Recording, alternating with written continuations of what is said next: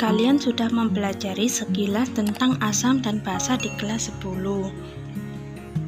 Dalam kehidupan sehari-hari, kita pernah menggunakan perasan jeruk nipis dan perasan daun sirih. Nah, perasan jeruk nipis bila kita cicipi maka akan terasa asam, dan jika terkena tangan maka akan terasa kesat.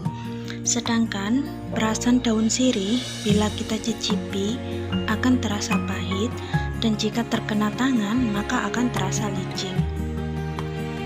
Jeruk nipis adalah salah satu contoh dari senyawa asam, sedangkan daun sirih adalah salah satu contoh dari senyawa basa.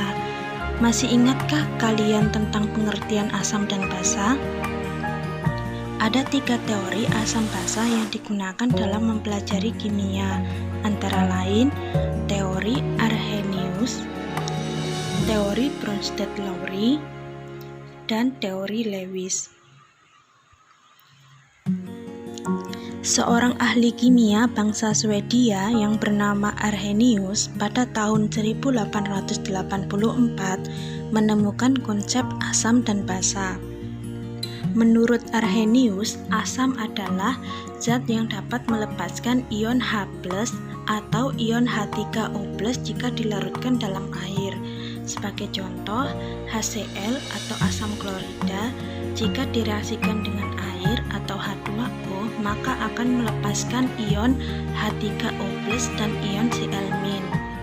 Untuk memudahkan digunakan ion H+ sebagai kependekan dari ion H3O+ dan penghilangan molekul air, sehingga bisa dituliskan HCl jika dilarutkan dalam air maka akan melepaskan ion H+ dan ion Cl-.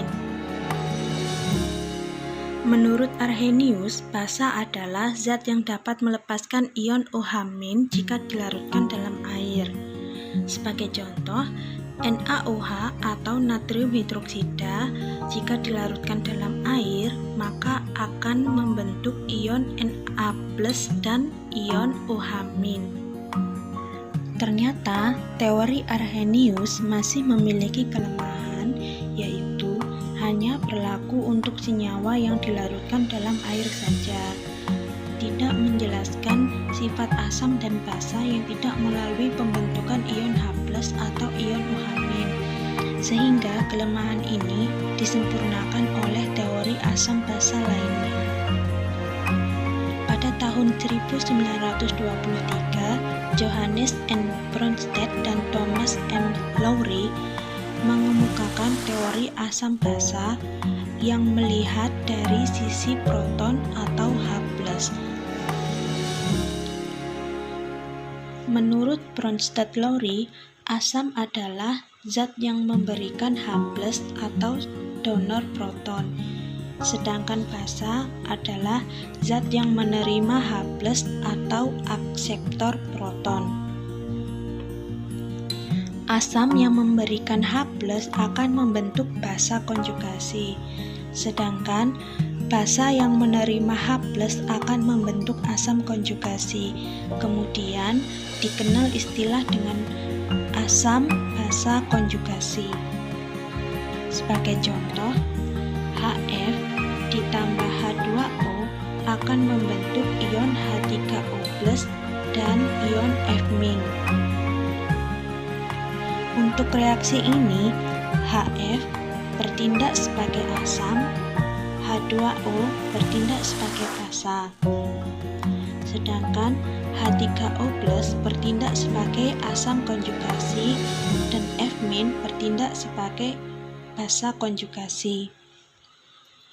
HF berpasangan dengan F- dan H2O berpasangan dengan H3O+, sehingga terlihat bahwa HF dan F hanya berbeda pada jumlah atom hidrogen saja. HF mengandung hidrogen, sedangkan F- tidak mengandung hidrogen. Ingat ya, bahwa asam basa konjugasi memiliki ciri-ciri merupakan atom yang sejenis dan memiliki selisih satu atom H+.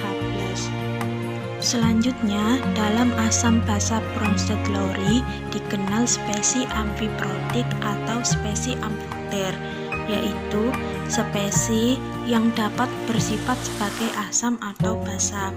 Hal ini terjadi karena dapat melepaskan proton atau menerima proton. Sebagai contoh, NH3 saat menerima proton, maka NH3 membentuk NH4+, sehingga NH3 berperan sebagai basa dan NH4+ yang terbentuk berperan sebagai asam konjugasi. Pada saat NH3 melepas proton, maka NH3 membentuk NH2-, sehingga NH3 berperan sebagai basa dan NH2- yang terbentuk berperan sebagai basa konjugasi. Pada tahun 1923, G.N.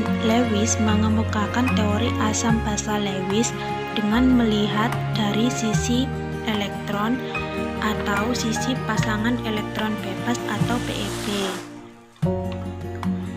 Menurut Lewis, asam adalah zat yang menerima PeB atau sebagai akseptor PeB, sedangkan basa adalah zat yang memberi PeB atau sebagai donor PeB.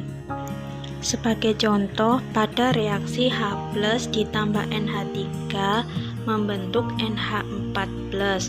Untuk rumus strukturnya digambarkan sebagai berikut. 1. PeB pada NH3 diberikan kepada H+, sehingga NH3 berperan sebagai basa, sedangkan H+ yang telah menerima 1 PeB dari NH3 berperan sebagai asam. NH4+ yang terbentuk memiliki ikatan kovalen koordinasi karena pasangan elektron yang digunakan berasal dari salah satu atom saja.